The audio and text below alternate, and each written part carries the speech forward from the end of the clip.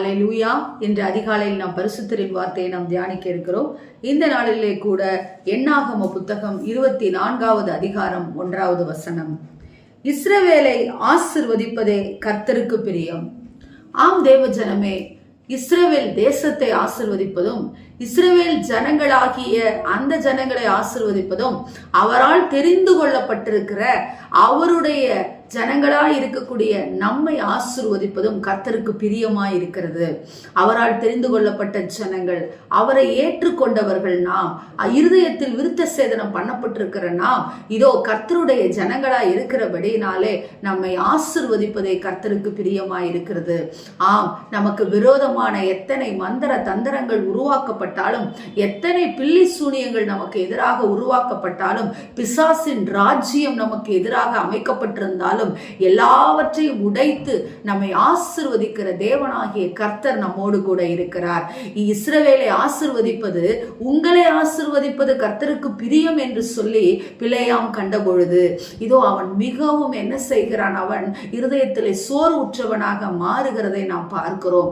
ஆம் தேவ ஜனமே, நமக்கு விரோதமாய் எத்தனை உபாய தந்திரங்கள் எழும்பினாலும் கூட, எத்தனை தீர்க்கதரிசிகள் எழும்பினாலும் கூட, எத்தனை குறி சொல்லுகிறவர்கள் எழும்பினாலும் கூட கிறிஸ்தவர்களை அசைக்க முடியாது என்று சொல்லி கர்த்தர் இந்த எண்ணாகம புத்தகத்திலே 23, 24, 25 அதிகாரங்களிலே நமக்கு சொல்லி காட்டியிருக்கிறார். எனவே தேவ ஜனமே, எனக்கு யாராவது ஏதாவது செய்திருப்பார்களோ, என் வீட்டை சுற்றிலும் பொறாமை இருக்குமோ, வன்கண் இருக்குமோ, ஏவல் இருக்குமோ, அப்படி இருக்குமோ, இப்படி இருக்குமோ என்று சொல்லி தேவையில்லாத சிந்தனைகள் உங்கள் இருதயத்தில் உண்டாகாதபடிக்கு என்னை ஆசிர்வதிப்பதே கர்த்தருக்கு பிரியம்.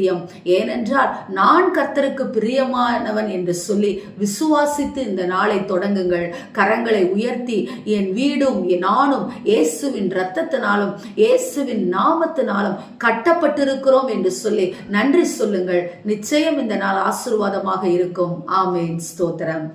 எங்களை நேசிக்கிற எங்கள் நல்ல தகப்பனே, இஸ்ரவேலை ஆசிர்வதிப்பதை கர்த்தருக்கு பிரியம் என்று சொல்லி இந்த நாளிலே நாங்கள் வாசிக்கிறோமேப்பா. தகப்பனே, உலக ஜனங்கள் அப்பா எங்களை ஆசிர்வதிப்பதே உமக்கு பிரியம் என்பதை எங்களை சுற்றி இருக்கிற ஜனங்கள் அறிந்து கொள்ளும்படியான காரியங்கள் நடக்கட்டும்.